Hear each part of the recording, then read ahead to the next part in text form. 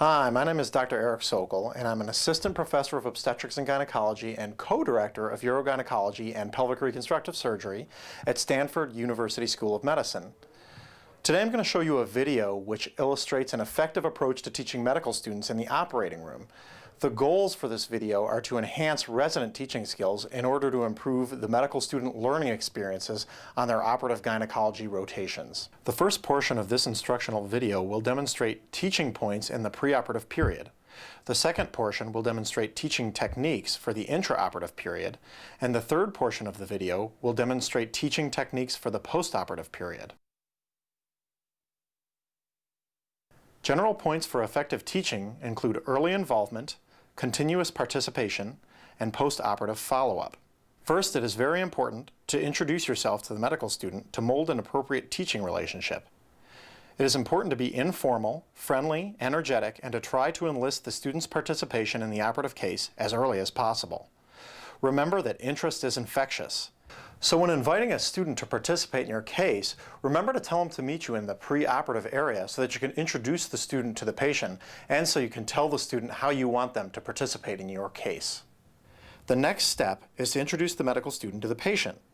When you do this, it's important to introduce the student as a medical student so that there's no confusion on the patient's part about who each medical team member is.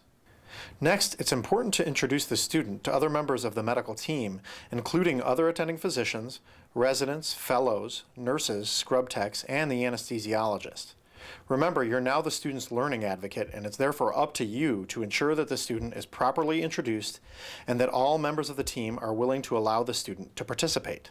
Also, it's important to encourage the medical student to talk with the patient to get their own history, to ask the patient questions, and to have the student listen to the patient counseling about what to expect in the operating room and afterwards.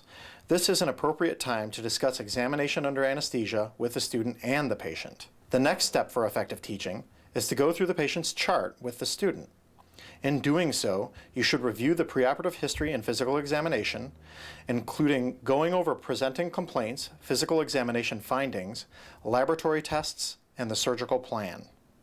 You should also review any preoperative labs for the student and explain their importance. If you have time, it's also a good time to explain the consent form to medical students because obtaining informed consent is a very appropriate and important skill for medical students to learn. The next step in effective operative room teaching is to verbally explain the upcoming operation and draw pictures. This is perhaps the most important step in creating a positive learning environment for the student in the operating room because it gives the student an idea of what they're going to see, what to expect, and the anatomic reasons that the procedure is being performed. Paper towels over scrub sinks, in fact, make excellent teaching tools as they're an easy place to draw a quick picture of the ensuing operation. It's important to remember to explain the procedure step by step and, during the operation, to go over each step with the student to reinforce what they've learned.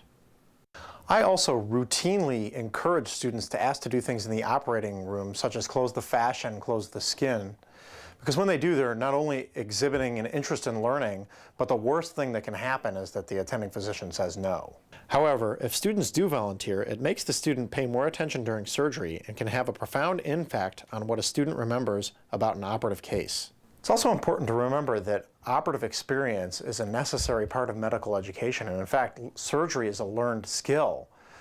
So if students are asking to do things in the operating room, it's a great learning opportunity for them.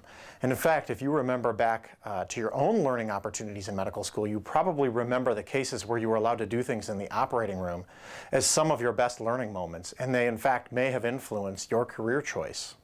Students should be encouraged to help transport the patient to the operating room because this leads to a sense of increased participation on the part of the student.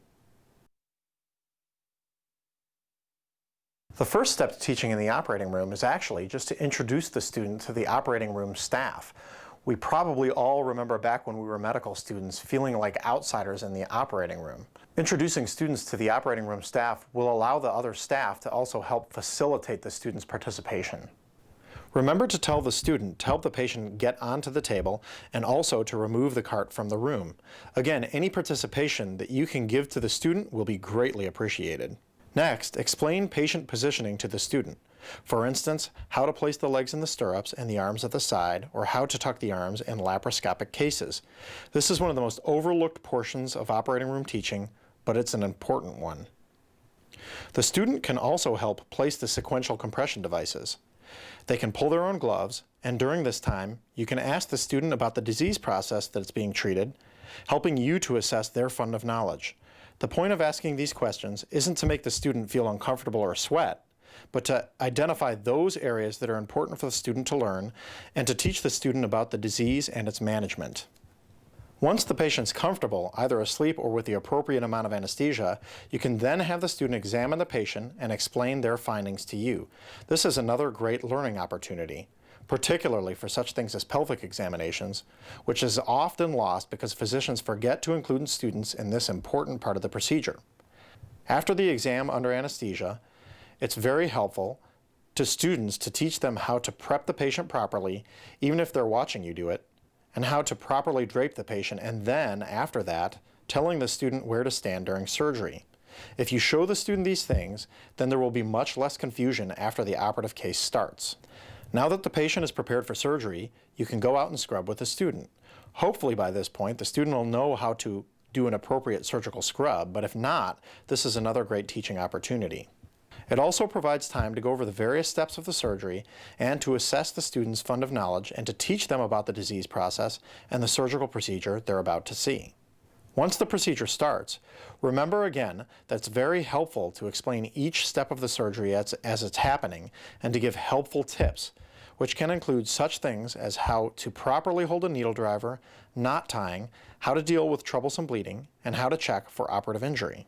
Having students perform small tasks throughout the course of a surgery keeps the student interested in participating in the case and will enhance learning.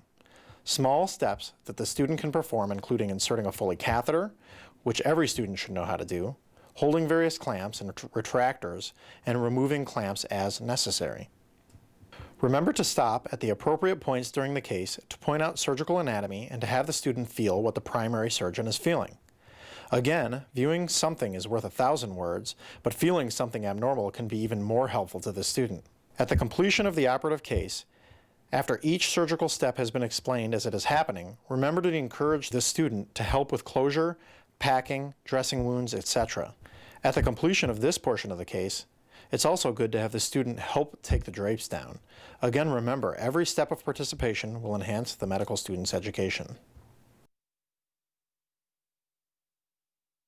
Often, before I sit down to write the order, I have the student come over and I have them dictate the orders to me as I write them. In this way, you can assess whether a student knows how to write postoperative orders, and this is a great teaching opportunity.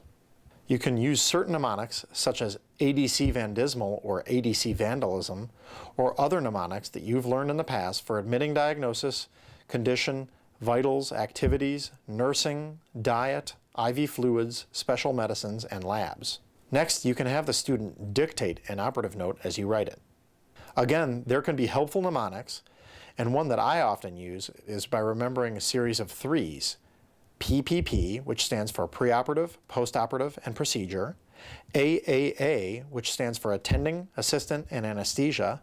And the three fluids, which are IV fluids, estimated blood loss, and urine output. And then the three other things which go into the operative report, which are specimens, complications, and findings.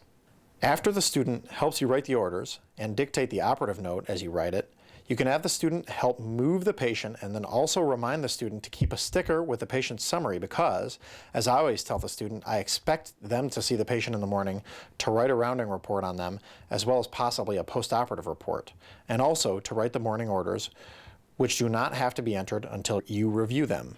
Next, another overlooked but valuable teaching exercise is to make the student listen to you as you dictate your operative report. It also provides a valuable lesson on how to properly dictate, which is another learned medical skill. Again, this is an important point because all medical students will go on to become residents and they will need to do lots of dictations. Tell the students where to find the patients in the morning when they're rounding and what time to get there.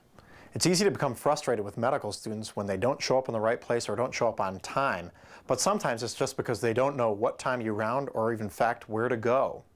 I always tell students what they can and should do in the morning, such as removing wound packings, removing bandages, etc.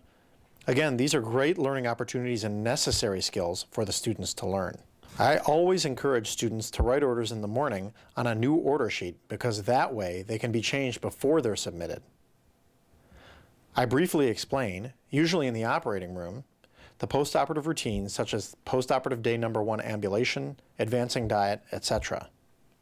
I tell the student to not put charts in the doctor order slots, but to keep them in the patient slots so that I have a chance to review them before the orders are sent in. Writing orders provides very valuable learning opportunities for postoperative management for medical students, and these are great skills to teach students. Lastly, it's very important to review what the students learned. Ask the students if they have any questions about the case. This can be done after the operative case on the same day of surgery and also after rounding the next day. It's also okay to give the student homework to work on various skills. For example, I often have students make me bracelets out of sutures using two-handed knots and then one-handed knots on each side. The first day, I'll have the student make me a bracelet with repeated right-sided two-handed knots. The next day, I will have them make a bracelet with repeated left-sided two-handed knots. The day after that, a right-sided one-handed knot bracelet, and then lastly, a left-sided one-handed knot bracelet. Making these bracelets provides great motivation for students to learn how to tie one-handed and two-handed knots. And this is, of course, one of the most important skills for any student considering entering any kind of surgical specialty or any medical specialty for that matter.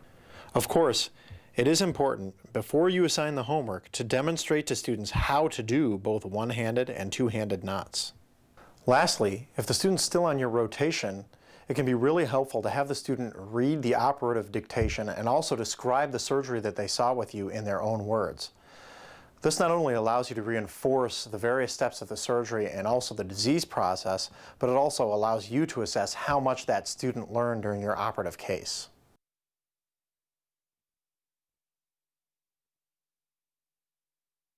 So, to review, this video is intended to show a step-by-step approach to teaching medical students in the operating room. The goals, again, of this video were to enhance medical student education in the operating room and to improve resident teaching skills. Again, general points include early involvement, continuous participation, and post-operative follow-up. In the preoperative period, it's very important to introduce yourself to the medical student, to invite the student to participate in the operating room case, to introduce the student to other healthcare team members, and to introduce the student to the patient. It is also very important to go through the various aspects of the patient's chart with the student, including labs, exams, plan, to explain and draw the surgical steps, and to encourage the student to ask to do things in the operating room. In the operating room, it's important to introduce the student to the operating room staff, teach the student about positioning, scrubbing, and draping, have the student do things such as place SCDs, take the bed out, pull their own gloves, and so forth, and then to verbally go through the steps of the procedure as they are happening, and to give them helpful hints on tying knots, how to use the needle drivers, etc. In the postoperative period, it is a great teaching technique to have the student dictate the orders to you as you write them, and also to have them dictate an operative note to you as you write it, using various mnemonics, and then to have the student follow up postoperatively to write a postoperative note on the patient and to see the patient on the ensuing postoperative days, where you can go over their notes and the orders they have written but not yet sent in. Lastly, it's very helpful to give the student various tasks such as knot tying that they can practice at home. If you follow the simple steps in this teaching outline, you're guaranteed to improve the medical student's learning experiences in the operating room. This could be important because, as you may remember, the experience that you had on your surgical gynecology rotation probably had a lot to do with why you decided to go into the field. And what I am hoping is that improving resident teaching skills will in the future enhance learning experiences that medical students have on rotation and maybe even convince a few gifted students to go into our subspecialty. So, thank you for taking the time to watch this instructional teaching video. I hope you found it helpful, and you will be provided with written materials including a teaching outline which you can use to improve your teaching skills.